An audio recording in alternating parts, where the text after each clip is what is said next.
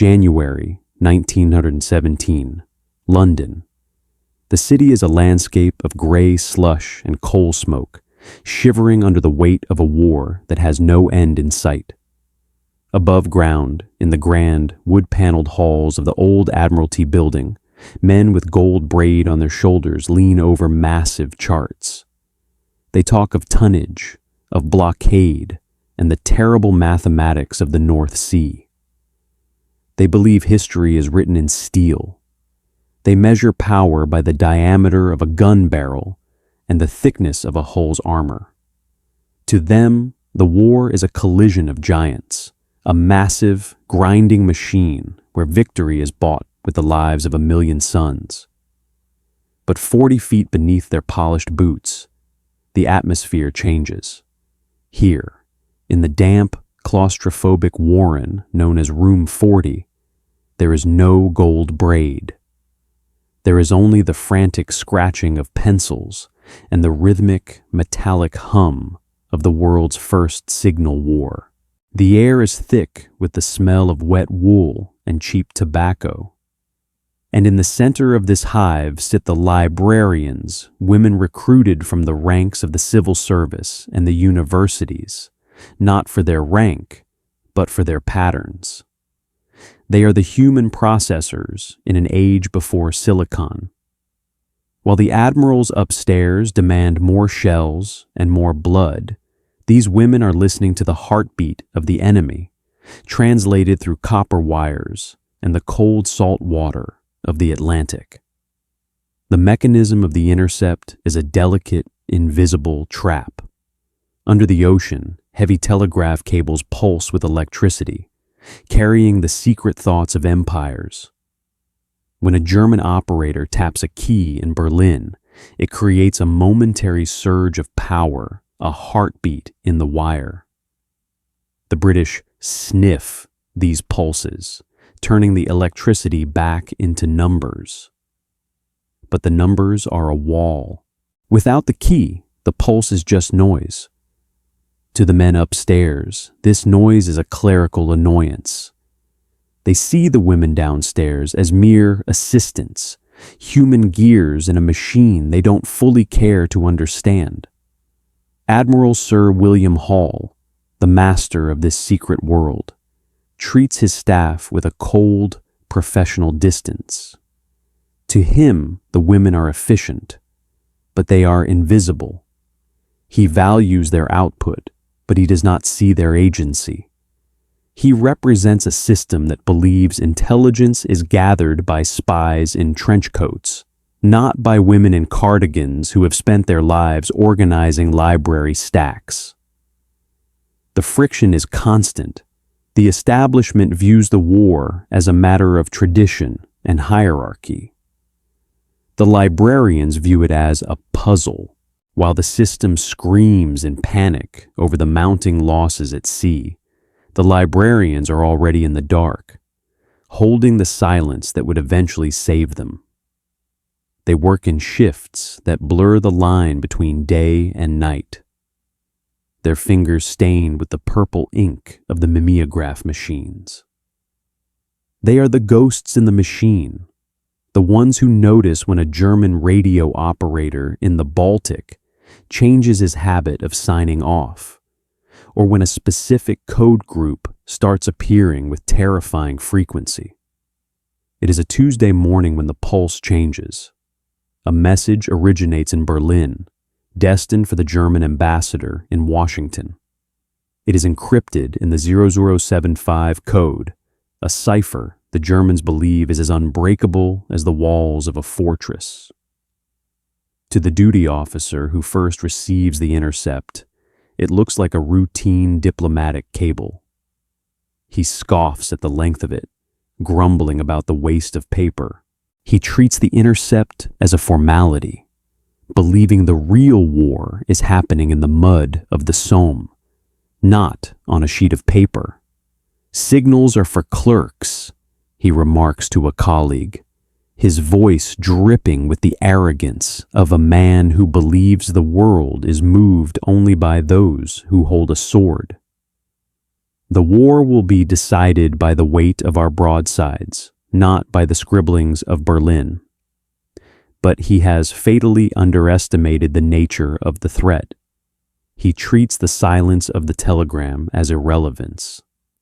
He does not see the jagged edges in the code, the way the numbers seem to lean against each other with a new, desperate urgency. He sees a minor administrative task. But the ocean respects no rank, and the truth respects no ego. While he tosses the page onto a stack of low-priority documents, a microscopic fracture in the German plan, the true master of the deep, begins to reveal itself. One of the librarians, a woman whose name history barely bothered to record, reaches for the page. She doesn't see a routine update. She sees a signature, a rhythmic stutter in the numbers that feels heavy. She notices that the German High Command has used a specific old cipher, a choice born of pure, crystallized arrogance. The Germans believe their secrets are safe because they assume their enemies are as rigid as they are. They claim that a breach of their diplomatic code is impossible because the manual of imperial security says so. But she is not a soldier. She is a librarian. She knows that when a book is used too often, the spine breaks in a specific way, and this code is starting to crack. She leans over the page. The numbers start to shift. Texas, New Mexico, Arizona. The words shouldn't be there. They are like bloodstains on a clean sheet. She looks up, her eyes burning from the dim light, and realizes that the paper in her hand isn't just a message. It's an invitation to a funeral. The funeral of the American neutrality. The room is silent, save for the ticking of a clock that feels like it's counting down to an explosion. She realizes that the admirals upstairs are still looking at the horizon, waiting for a fleet that isn't coming, while the real invasion has already crossed the Atlantic in a pulse of electricity. She holds the telegram. It is light, almost weightless, but she knows that if she drops it, the world might never stop falling. She stands up, her chair scraping against the stone floor, a sound that seems to echo through the entire Admiralty. She begins to walk toward the stairs, leaving the basement for the first time in weeks. She is walking toward a system that does not want to hear her, toward men who do not believe she exists. The silence in the room behind her is thick. It is the silence of a fuse that has just been lit. And as she climbs the stairs, the cold realization hits her. The Germans haven't just sent a telegram. They have sent a death warrant for the American dream. And she is the only person on Earth who can read it. The hubris of the High Command is about to meet the hammer of the truth. They believe the American sleeping giant is a myth, a distraction from the real war. They believe the Atlantic is a wall, but the librarian knows better.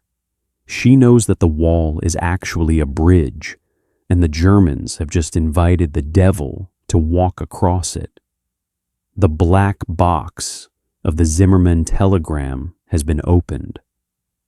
And inside, there isn't just a proposal for an alliance. There is the blueprint for a new world order, one where the United States is carved up like a Thanksgiving turkey. She reaches the heavy oak doors of the Admiral's office. She can hear the muffled voices of the men inside, discussing the price of coal and the placement of mines. They're safe in their certainty. They're comfortable in their ignorance. She raises her hand to knock. Behind her, the basement of room 40 remains in shadow, a world of women working in the dark, to light a fire that will consume the old world. They are the architects of a victory history forgot to name. And as her knuckles meet the wood, the first crack in the Imperial German Empire begins to widen. The laughter is about to stop. So the heavy oak door of the Admiral's office feels like a barricade. Behind it lies the heart of the British Empire's war effort. And the librarian is standing on the wrong side of it. Before she can even reach for the brass handle, a young aide-de-camp, his uniform so stiff with starch, it seems to wear him steps into her path. He doesn't look at the paper in her hand. He looks at her sensible shoes, then her face, with a gaze that dismisses her as a piece of the furniture. "The Admiral is in a briefing, miss," he says, his voice flat with the boredom of a man who believes nothing of importance ever comes from the basement. "You can leave your reports with the clerk. He'll file them when the morning tea arrives." It is a moment of pure, crystallized arrogance. To this man, the war is a ledger of rank and tradition. He treats the librarian's urgency as a breach of protocol, a minor social friction in a world of grand maneuvers. He believes the safety of the realm is maintained by following the schedule. But he has fatally underestimated the woman standing before him. He sees a secretary out of place. He does not see the architect of a revolution. While the aide-de-camp focuses on his schedule, the German high command is already halfway across the Atlantic. They believe their transmission is a ghost, invisible and untouchable. But the truth is already unzipping their silence. The librarian doesn't argue. She doesn't have to. She simply turns back toward the stairs. In the quiet of the corridor, she realizes that the system will not save itself. If the message is to be heard, she must make the silence of the paper scream. Back in the basement of room 40, the air is colder, but the focus is razor sharp. The librarians are no longer just clerks. They are surgeons, performing an intellectual autopsy on the Kaiser's ambition. The mechanism of the code they are fighting, the 0075 cipher, is a nightmare of logic. It functions like a massive library where every book has had its pages torn out and glued back in a random, shifting order. To the elite German cryptographers in Berlin, this was the God cipher. They believed that without the specific key, the master catalog, the message, was nothing more than a heap of linguistic scrap. But they forgot one thing. They are fighting librarians. While the experts in the War Office try to use mathematical brute force, the women in the basement use intuition.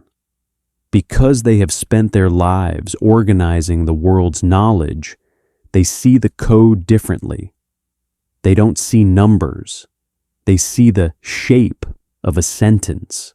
They know that a diplomat always starts a letter with the same hollow pleasantries, and that a general always ends a command with the same rigid sign-off. It is the cognitive bridge. Because they were outsiders, they saw the simplicity where the experts saw only complexity. They realized that the German God cipher is built on a foundation of habit, and habit is the one thing a librarian knows how to index. One by one, the shattered fragments of the Zimmermann telegram begin to click into place. "We intend to begin on the 1st of February, unrestricted submarine warfare," the page begins to read. A collective breath is held. This is the death sentence for British shipping. But as the pencil lead wears down against the paper, the message takes a darker, more absurd turn. We shall endeavor to keep the United States of America neutral. In the event of this not succeeding, we make Mexico a proposal of alliance, that Mexico is to reconquer the lost territory in Texas, New Mexico, and Arizona. The room goes silent. The scratch of the pencil stops. It is a proposal of pure imperial hubris. The German Foreign Secretary, Arthur Zimmermann, believes the Americans are a sleeping giant that can be easily distracted by a border war. He treats the sovereignty of a continent like a chip in a poker game. He is so confident in his secret that he has sent this explosive fuse through the very cables the British are monitoring. But history is shifting under his feet. The librarians now hold the ultimate weapon, but they are trapped in a new paradox. If they show the telegram to the Americans, they reveal that they are tapping the American telegraph lines. The Jin sleeping giant might wake up, only to turn its rage on the British for spying on them. The system is paralyzed. The admirals upstairs are terrified of the diplomatic fallout. They would rather let the secret rot in a file than admit they broke the rules of gentlemanly conduct. They believe that preserving the protocol is more important than winning the war. While the British establishment wavers in indecision, the German U-boats are already sliding into the dark Atlantic, their torpedoes fueled by the certainty that the Americans will stay home. They treat the ocean as their private hunting ground, believing that Americans are too cowardly or too distracted to intervene. But they have made a fatal mistake. They have ignored the power of a single truth in the hands of the ignored. In the shadows of the basement, the librarians continue to work, refining the translation, cross-referencing every digit to ensure there is no room for doubt. They are not waiting for permission anymore. They are building a case that even the most arrogant admiral cannot ignore. The librarian's logic is a cold, hard light. It reveals that the Kaiser isn't just a warrior. He's a gambler who has just bet his entire empire on a lie. And the women in the basement are the ones who are about to call his bluff. The tension in room 40 is no longer about the code. It's about the clock. Every hour the admirals spend debating the ethics of the intercept is an hour more that the American public remains blind to the knife at their throat. The aide-de-camp upstairs is still checking his watch, worried about the timing of the lunch service.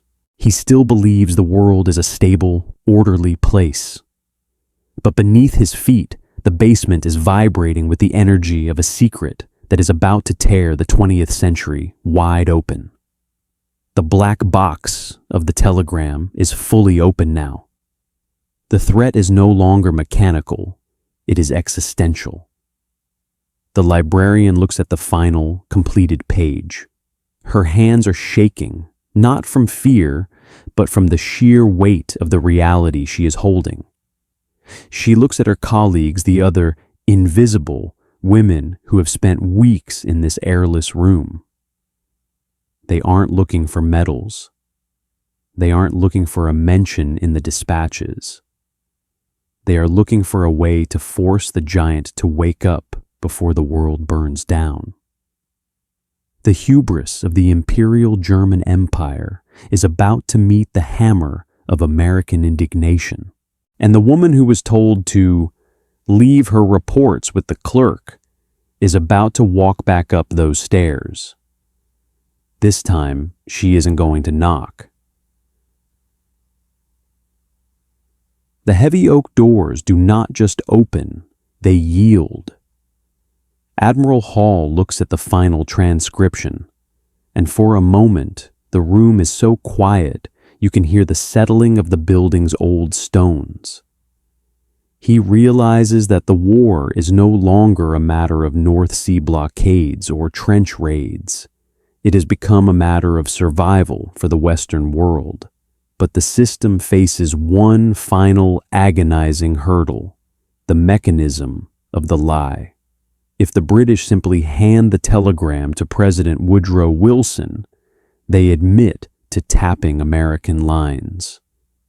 They risk turning their greatest potential ally into a furious enemy. To solve this, the librarians devise a final, elegant deception. They wait until the telegram is sent from Washington to Mexico City, then arrange for a copy to be stolen from a commercial telegraph office in Mexico. It is a cover story, a digital sleight of hand that protects the secret of Room 40 while delivering the killing blow to German diplomacy. February 24th, 1917. The message is delivered to the White House. Woodrow Wilson, a man who campaigned on the promise of keeping us out of war, reads the words of Arthur Zimmermann. He sees the offer to carve up Texas and Arizona. He sees the unrestricted threat to every American ship. The sleeping giant does not just wake, it roars. The American public, once isolationist and distant, is galvanized by a single page of text. The arrogance of the Kaiser has done what 3 years of British pleading could not. April 6, 1917. Washington, D.C. The air is electric with the sound of brass bands. President Wilson signs the declaration. On the streets, the world celebrates the arrival of the American doughboys, 2 million men who will tip the scales of history. The newspapers scream of national honor and the fight for democracy. The generals and the senators stand on balconies, bathed in the glow of camera flashes, accepting the cheers of a grateful nation. But 3,000 miles away, in a damp basement in London, the silence returns. As the guns of the Western Front begin to roar with American steel, the women of Room 40 are already being ushered into the shadows. The librarians who saw the pattern, the women who stitch the world back together with pencils and intuition, are told to pack their desks. There are no cameras for them, no parades. The bitter aftertaste of victory is a cold, bureaucratic erasure. When the armistice is finally signed and the world counts its survivors, the architects of this intelligence triumph are reminded of their place. Their contributions are classified under the Official Secrets Act, not to protect the country, but to protect the pride of the men who couldn't see the truth when it was staring them in the face. Their names are scrubbed from the official citations. To the history books of 1918, they were merely clerical assistants. We are left with a haunting paradox. We celebrate the soldiers who carried the rifles, but we forget the women who told them where to aim. We honor the great men of history, yet we ignore the invisible hands that built the stage they stand on. How much of our modern world was built by those we were told were merely assisting? Do we see this same hubris today?